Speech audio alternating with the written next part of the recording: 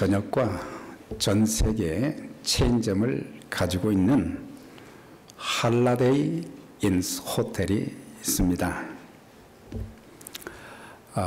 이 본부에서 이제 미 50개 주에 흩어져 있는 사람들을 대상으로 해서 설문조사를 하나 했어요. 여러 이제 그 설문 질문들이 이렇게 쭉 있는데 그 중에 하나가 뭐냐면 당신의 인생에 가장 큰 영향을 끼쳤던 동기는 무엇입니까? 인생을 살아가면서 가장 강한 동기를 통해서 영향을 받은 그것이 무엇입니까? 그랬더니 청년층, 장년층, 노년층에 이르기까지 골고루 아주 압도적 1순위가 가정을 꼽았어요.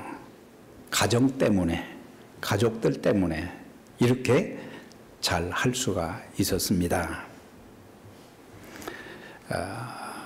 우리가 가정 생활을 해 나가다 보면 돈 때문에 많은 어려움도 겪고 그러지만은 그 설문지에 답한 사람들 중에 약 8%만이 돈이 우리 인생에 영향을 많이 끼친다.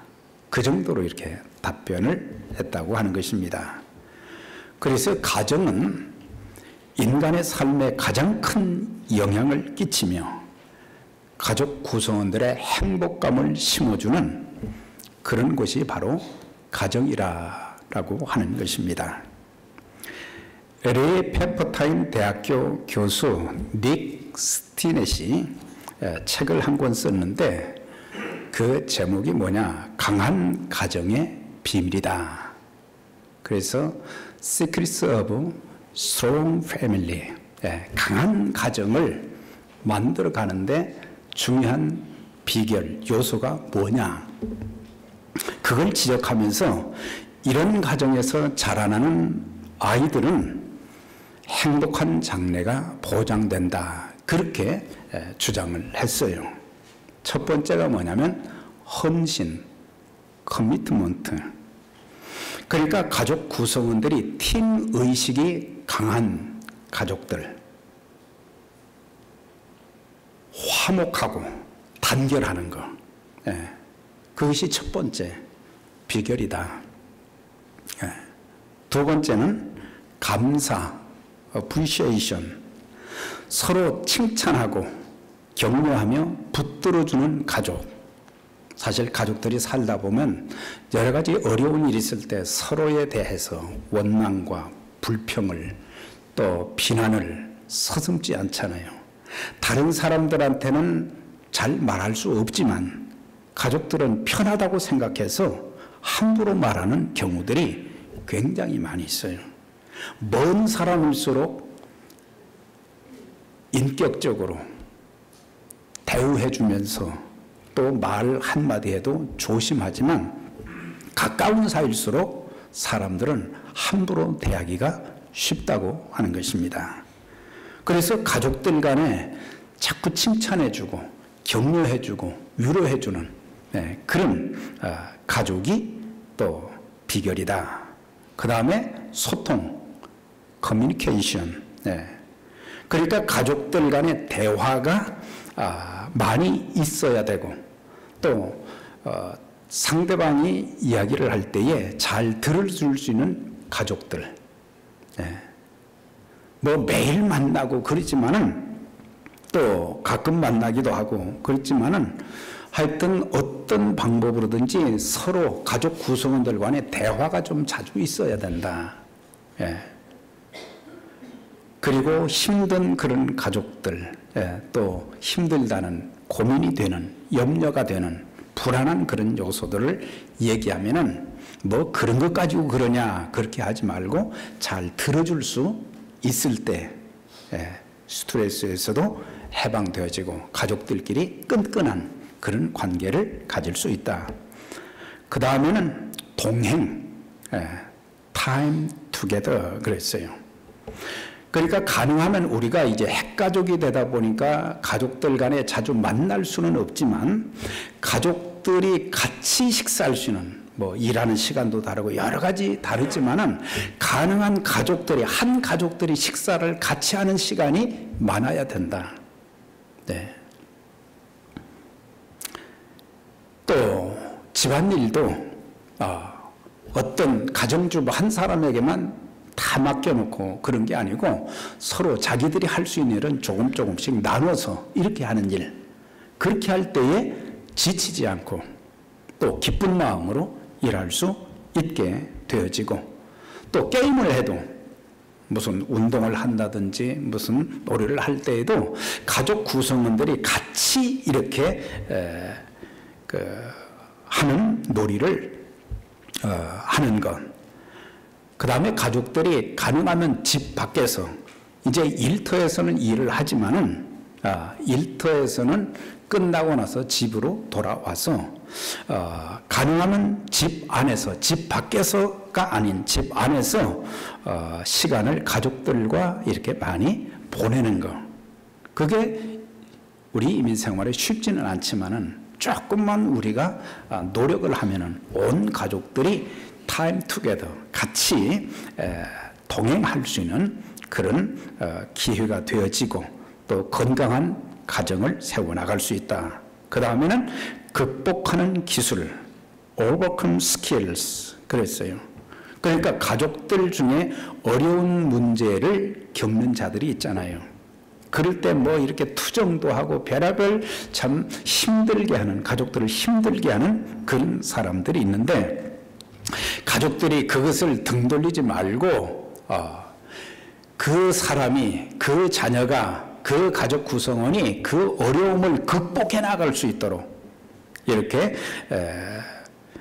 도와주어, 또 그들이 하는 말을 넓은 마음으로 받아들여주고 또 가족들이 도와줄 수 있는 것을 최선을 다해서 도와주는 그것도 필요하고, 마지막으로는 정신적 건강이다. 스피리추얼 헬스 그랬는데, 가족들이 이웃에 대한 사랑을 많이 실천하는 가족들, 그러니까는 교회만 복음을 전하고 교회만 선교하고 교회만 구제하는 것이 아니고 가정에서도 적어도 신앙 생활은 우리가 각자 할 수 있지만은 어떤 선교나 구제를 위해서, 장학이나 이런 것들을 위해서 한 마음이 되어서 작지만 적은 것을 모아서 마음을 이렇게 같이 모으게 될 때에 가족이 하나 되어질 수 있고 행복한 가정이 될 수 있다.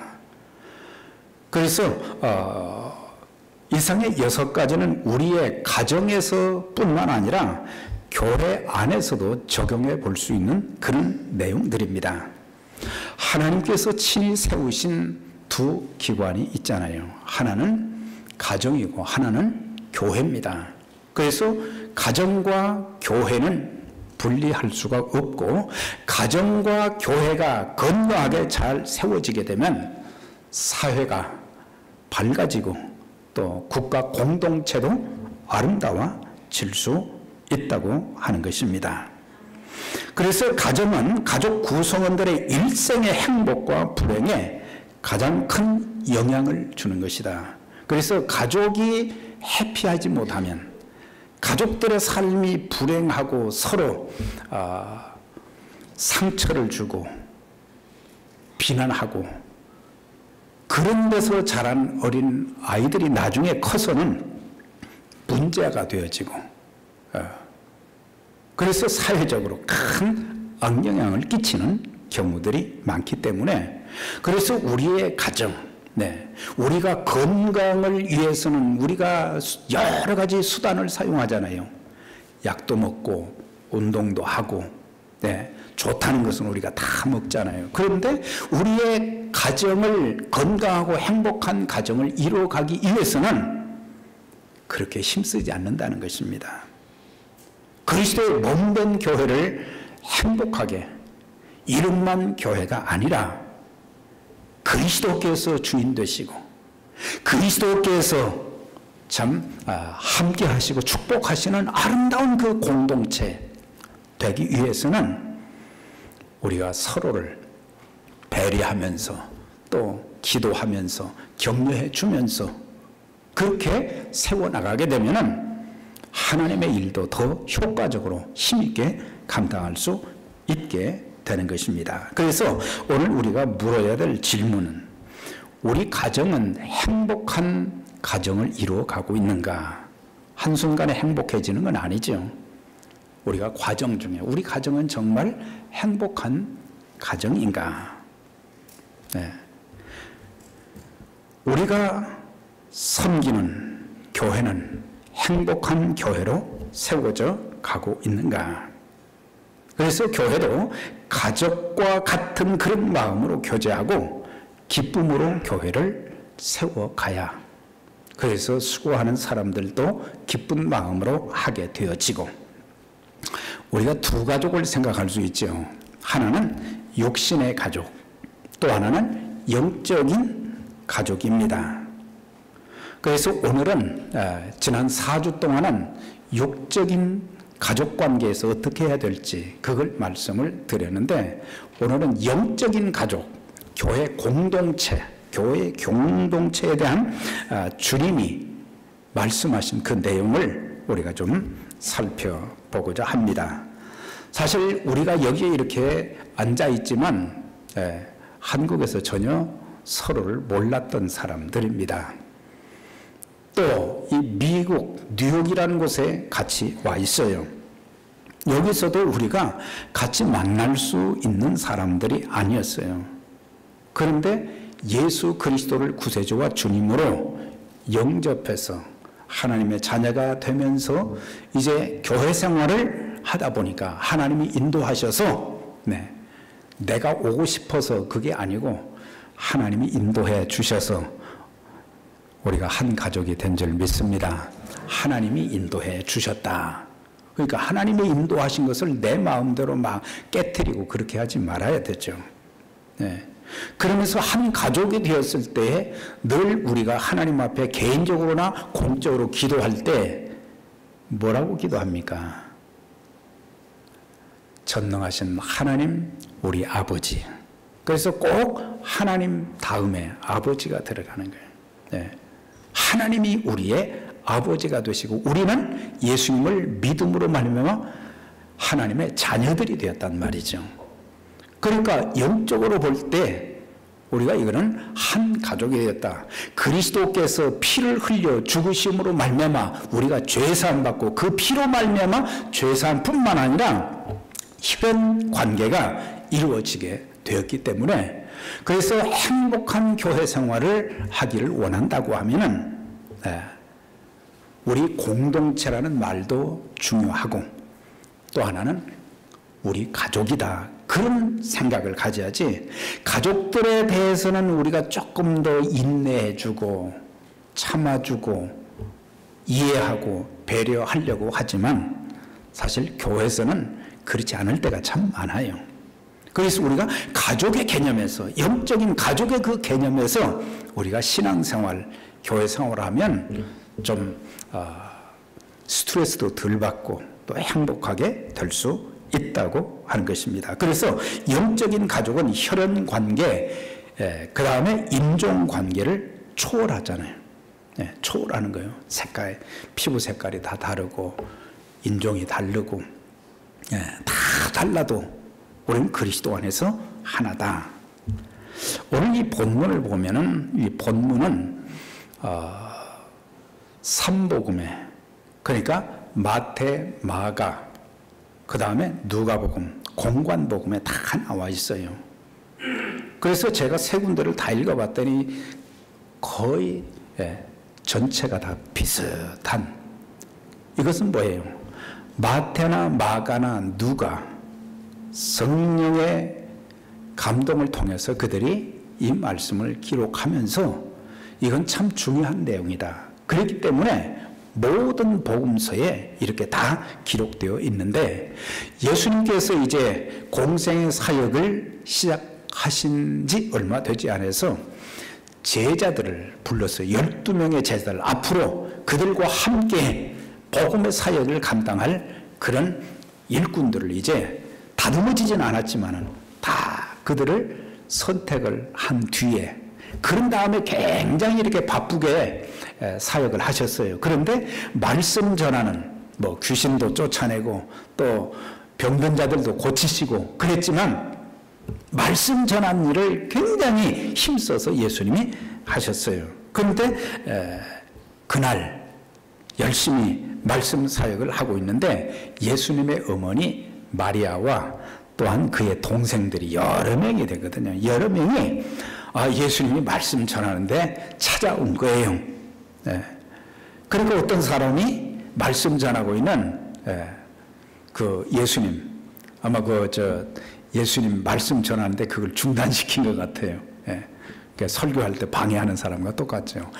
지금 당신의 집안 어머니와 동생들이, 형제들이 왔는데 왔다고 그걸 전해 주었어요. 그랬더니 예수님께서 하시는 말씀이, 잠깐만 기다리세요. 내가 이 가족들 만나고 형제들 만나고 와서 또 말씀을 전하겠다. 그렇게 하시지 않았어요. 누가 내 어머니며 동생들이냐 하시고 뭐라고 말씀하셨느냐?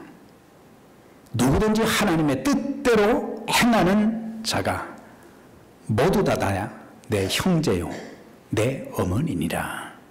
그래서 육신의 가족, 그것보다 영적인 가족에 대한 것을 중요시하게 말씀하신 것을 보게 돼요. 그럼 예수님의 그 가족들, 그러니까 어머니와 동생들이 왜 예수님 찾아왔을까? 그걸 성경을 이렇게 보니까 그때 당시 예수님께서 이제 병든 자도 고치시고 귀신 들린 자도 이제 귀신을 쫓아내 주어서 온전하게 하시고 또 굶주린 자에게 필요한 것을 공급하시고 또 하나님 말씀을 막 전하시고, 그런데 좋은 소문이 나야 되는데 그 가족들한테 들린 소문이 뭐냐면 예수가 미쳤다는 거예요. 당신의 가족, 당신들의 형, 오빠, 그가 미쳤다 함일래라. 그 미쳤다는 얘기를 들으니까 가족들이 예수님을 찾아온 거예요. 만약에 저한테 사람들이 막 우리 가족들한테 와서 청상 미쳤네 그러면은 이거 가만히 있겠어요? 그런데 그 장본인들이 누구냐? 예수님에 대해서 악담을 한 장본인들이 누구냐? 종교 지도자들이었어요. 서기관들, 말씀을 연구하는 사람들. 그러니까 서기관들, 성경을 연구한다고 하는 사람들이 예수님이 누군지를 전혀 몰랐어요. 영적인 소경들이었어요. 인류를 죄 가운데서 구원하실 예수 그리스도, 하나님의 아들의 자격으로 이 땅에 오신 주님이신데 이들은 성경을 연구하면서도 까막눈이었단 말이죠. 그리고는 사람들한테 뭐라고 했느냐? 더러운 귀신이 들렸다고 그랬어요. 우리가 이 교회 생활을 하면서요,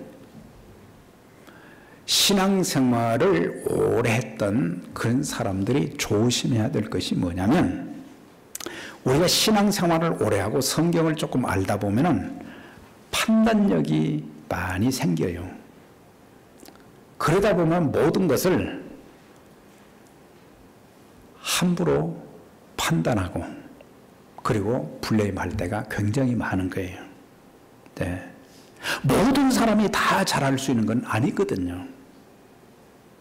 그런데 자꾸 비판하고 하나 물고 늘어지고 종교 지도자처럼 그렇게 하면 우리 가족들 중에 그런 사람이 있으면 가족들이 굉장히 힘들어요. 성도들 중에 그런 사람들이 있으면 참 서로 힘들어요. 우리는 소중한 자들을, 하나님이 만나게 하신 그 사람들은 다 소중한 분들이다. 하나님 보실 때도 천하보다 귀한 영혼이라 그랬으니까 하나님이 소중히 여기셨고 우리들도 소중히 좀 여길 수 있어야 된다. 그게 하나님 믿는 사람들이거든요. 소중하게. 예. 눈물로 기도하는 사람들이 참 소중하고 땀 흘려가면서 섬기는 자들이 참 귀한 분들이고 네. 또 모르게 이렇게 참 섬기는 자들 그런 분들이 있기 때문에 네. 어떤 때는 자기 이름을 내고 싶지만은 이름도 내지 않고 이렇게 뒤에서 이렇게 하는 분들 정말 귀한 분들이거든요. 그런 분들이 지치지 않도록 낙담하지 않도록 더 격려하고 위로하고 이렇게 세워주는 그런 모습이 영적인 가족들에게 꼭 필요한 거예요. 그런데 예수님의 그 가족들 보면 그 가족들도 미쳤다는 소리만 듣고 와가지고 막 그냥 열이 나서 왔지만은 그러나 예수님에 대한 바른 이해가 없었던 것을 보게 돼요. 예수님이 30세에 공생의 사역을 시작하셨으니까 적어도 그의 동생들은 좀 나이가 적다고 할지라도 오랫동안 같이 생활을 했을 거 아니에요.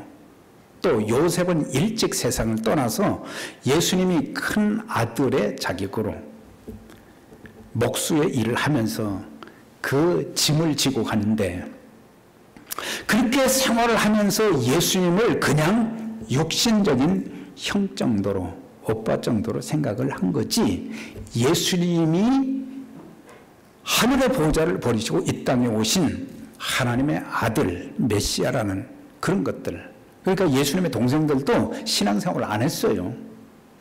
물론 나중에는 이제 예수님 부활하신 후에는 변화돼서 야고보 같은 그런 동생은 참 귀한 사역을 감당했지만은 이해를 못한 거예요. 그러니까 귀신 쫓아내니까 귀신의 힘으로 종교 지도자들이 바알세불을 힘입어서 귀신의 힘을 의지해서 귀신을 쫓아낸다. 미쳤다. 네. 우리 가족들이 오랫동안 같이 생활을 하면서 서로의 마음을 이해해 주지 못하는 것은 참 안타까운 일이다. 서로 나름대로 많은 가족 구성원들이 표현하지 않지만 힘들고 어려운 일이 참 많잖아요. 네. 어려움 있는 것마다 다 얘기할 수는 없잖아요. 그런데 오래 신앙생활, 오래 가족들이 같이 생활하면 다 알아야 되거든요. 이해를 해줘야 되거든. 또 교회 생활도 우리가 한 교회에서 오랫동안 이렇게 신앙생활을 하면 서로에 대해서 너무 다 알고 있어요.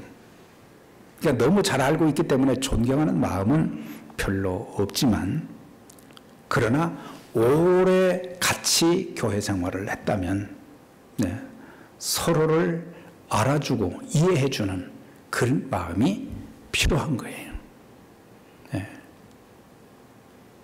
그저 예배 드리고 가고 그것이 아니고 그래서 그분들이 지금 무엇 때문에 힘들어하고 있는가 고통을 겪고 있는가 아파하는가 외로운가 이런 것들을 알고 위에서 기도해주고 말 한마디라도 격려해주고 그래서 세워주고 그래야 되는데 그 형제들이 말이죠. 요한복음 7장에 보니까 예수님의 인기가 점점 이제 막 온 이스라엘에 막 퍼져가는 거예요.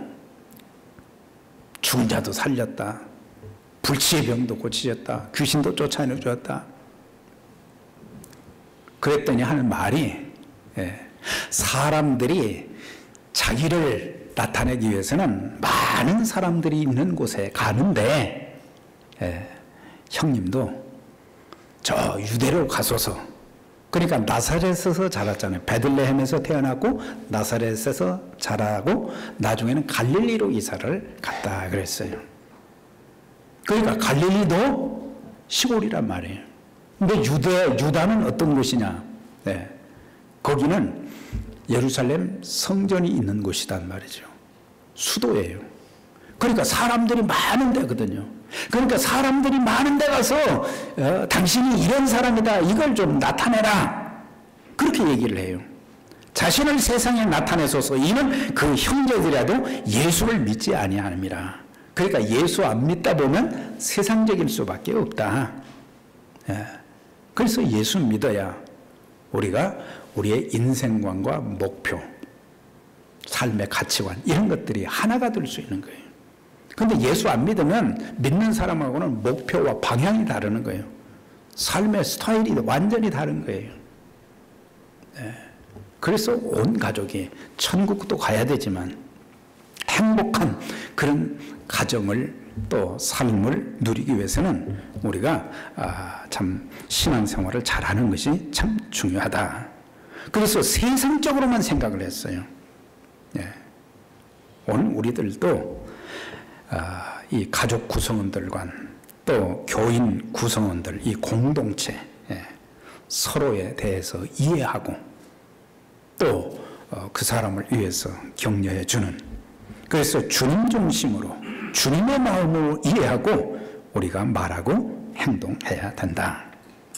근데 예수님께서 모친과 동생들이 왔다는 말을 들으시고도 나가보지도 않고 누가 내 모친이며 누가 내 동생들이냐, 그런 말을 하셨어요. 아마 직접 들었다고 하면 굉장히 서운했을 거예요.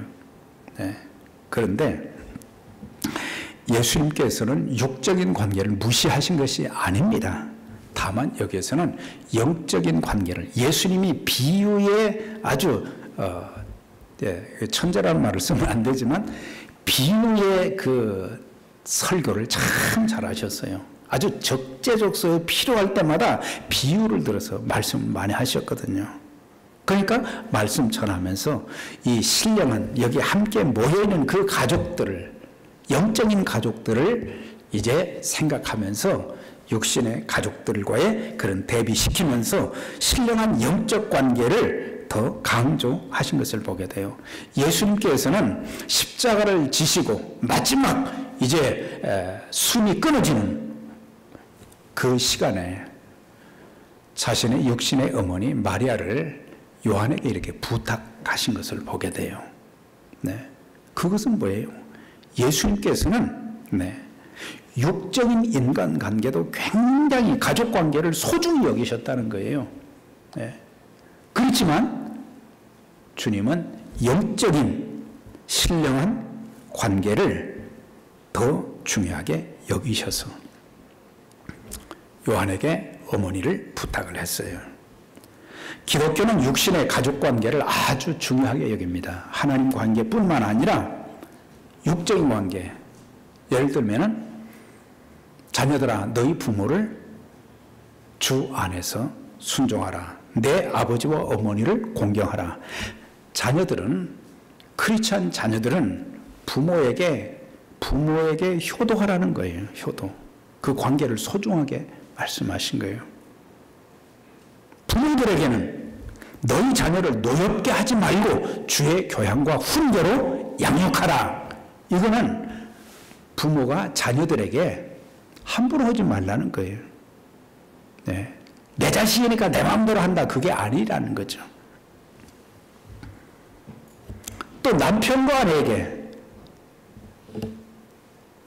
남편은 아내를 그리스도께서 교회를 사랑하신 것처럼 그렇게 사랑해라. 아내들은 남편을 경외하고 그 다음에 순복하라. 그것을 통해서 가정이 잘 되도록 그렇게 말씀하셨어요. 디모데전서 5장 8절에 보면 자기 가족을 돌아보지 않으면 믿음을 배반한 자요 불신자보다 더 악한 자니라. 이것도 가족관계를 중요하게 여겼잖아요. 자기 가족을 돌아보지 않는 자는, 믿음이 있다고 고백하면서도 자기 가족을 전혀 돌아보지 않는 사람은 믿음을 저버린 자요 불신자보다 더 악하다 그랬어요. 가족이 우상이 돼서는 안 되지만은 가족을 돌아볼 줄 아는 부모가 되어져야 된다. 그걸 말씀하고 있어요. 사실 가족을 돌본다는 게 얼마나 힘든 일이에요. 빛이 나지 않는 거예요. 주부들이 집안에서 하는 일, 빛이 나는 일 없어요. 교회를 섬기는 성도들이 참 힘들어서 일하는데 그 빛이 안 나잖아요. 그렇지만 그 섬김으로 말미암아 가정도 교회도 아름다워지고 돌아갈 수 있는 거잖아요. 그러면서 주님께서 둘러앉은 자들을 보시고 하나님의 뜻대로 하는 자가 내 형제요 자매요 모친이라는 그 말씀의 뜻은 무엇입니까? 육적 가족도 중요하지만 신령한 가족의 중요성을 말씀하시면서 예수의 피로 거듭난 모든 사람들은 영적인 혈연 관계가 맺어지게 된다. 육적인 혈연 관계는 그렇게 오래가지 않습니다. 왜? 세상을 언젠가는 떠나게 되는 거고. 형제들이 여럿이 있지만 한국에 다 있으니까 이거 뭐 어쩌다 한 번씩 1년에 한 번이나 2년에 한 번이나 그냥 통화할 정도지 이렇게 매주 수요일마다 새벽기도 때마다 만나는 그런 관계가 사실 얼마나 육신의 형제들보다도 더 많이 만나고 더 많이 교제하잖아요. 영적으로 거듭나면 혈연관계, 인종도, 피부 색깔도 초월하는 역사가 일어나는 거예요. 그래서 찬송가 220장에 보면 사랑하는 주님 앞에라는 그런 찬송이 있어요. 찾아보니까 1896년에 지었어요. 그러니까 121년 동안 예수를 구세주와 주님으로 영접한 하나님의 백성들이 그 찬송을 수도 없이 불렀어요. 예. 사랑하는 주님 예수 같은 주로 섬기나니 한 피바라 한 몸이론 형제여 친구들이여 한 몸같이 친밀하고 마음으로 하나 되어 우리 주님 크신 뜻을 지성으로 준행하세. 그리스도의 피로 하나 되어진 우리들 서로 사랑하고 친밀하게 한마음 되어서 주님을 섬기는 그런 내용. 육신의 가족이나 영적인 가족들에 꼭 있어야 될 몇 가지가 있어요. 첫째는 가족 구성원이나 교회 구성원들 간에 아름다운 대화, 소통이 있어야 돼요. 소통. 네. 가정과 교회에서 풍성해야 될 것이 뭡니까? 대화예요, 대화. 네. 대화가 없다는 것은 관계가 막혔다는 의미입니다. 남편과 아내가 부모와 자녀와 성도들끼리 소통을 위한 그런 대화가 있어져야 되고 서로 마음속에는 고민과 갈등, 마음속에 추구하는 인생의 목표에 대해서도 진지하게 마음을 열고 서로 이렇게 대화하는 그것이 필요하다라고 하는 거예요. 예. 가족들이 밖에서 열심히 땀을 흘려가면서 일하다가도 집에 들어가게 되면 온 가족들이 마음 편하게 활짝 웃는 웃음이 가족들 간에 있는가. 네. 교회도 좋은 가정, 좋은 교회의 특징은 대화와 웃음이에요. 그래서 대화가 있고 서로 만났을 때마다 웃을 수 있는 그런 모습. 네. 그래서 교회 안에서는 싸우는 소리가 나면 안 돼요. 집에서도 부부간에 싸워도 큰 소리가 나면 안 되고 자녀들이 그 싸우는 소리를 듣게 해서는 안 되는 거예요. 교회에서도 마찬가지예요. 교회에서 싸우는 소리가 밖으로 나가면 안 되는 거예요. 그것은 더 이상 가족이기를 포기한 사람들만이 할 수 있는 일이다. 주일날 여러분들이 차를 타고 교회를 오잖아요. 뭐 개인적으로 가족들끼리 타고 오는 수도 있고 밴 타고 오는 수도 있고 그 안이 즐거운 자리가 돼야 된단 말이죠. 하나님 앞에 예배드리는 가는 그런 자리 아니에요. 그러니까 서로의 마음을 헤아려주고 감동시키는 그런 대화, 즐거움을 나누는 그런 대화가 있어지면은 참 재밌다. 그럼 그날 예배도 성공하는 거예요. 근데 거기 차 안에서 잘못되면 교회 와서 예배가 안 되는 거예요. 예. 자, 옆에 분들에게 예배에 성공하는 자들이 됩시다. 예.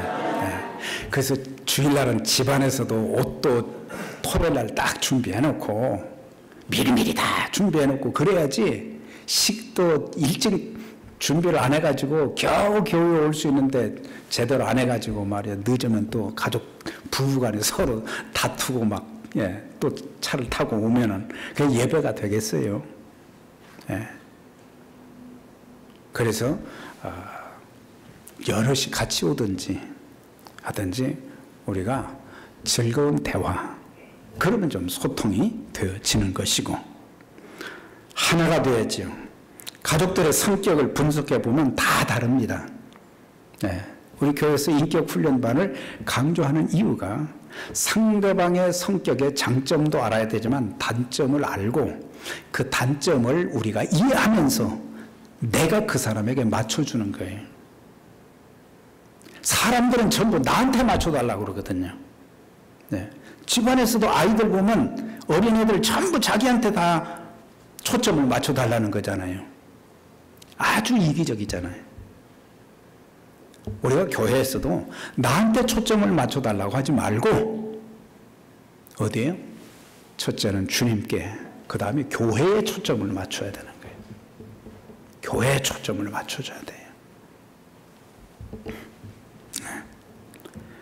그래서 교회에 주님에게 초점을 맞추면 연합이 될 수 있어요. 성격이 다 다른데 어떻게 하나가 될 수 있겠어요?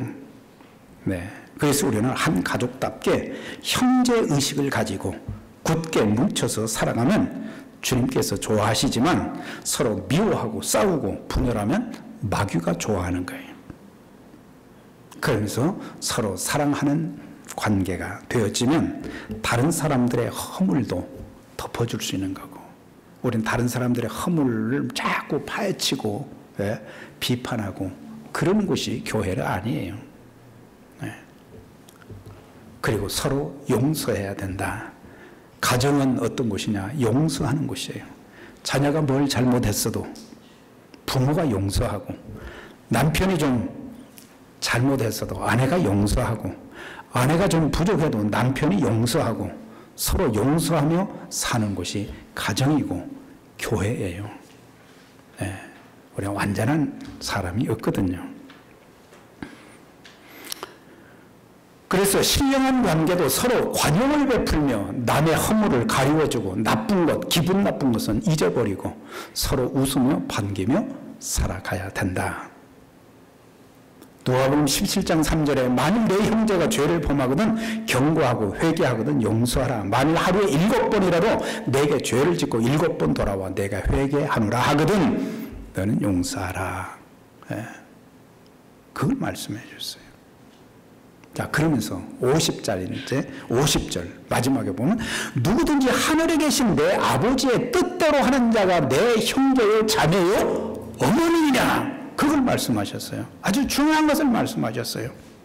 그러니까 가정 공동체의 궁극적인 목표 그 가정의 궁극적인 목표가 뭐가 되어야 되냐? 하나님 뜻이 되어야 된다.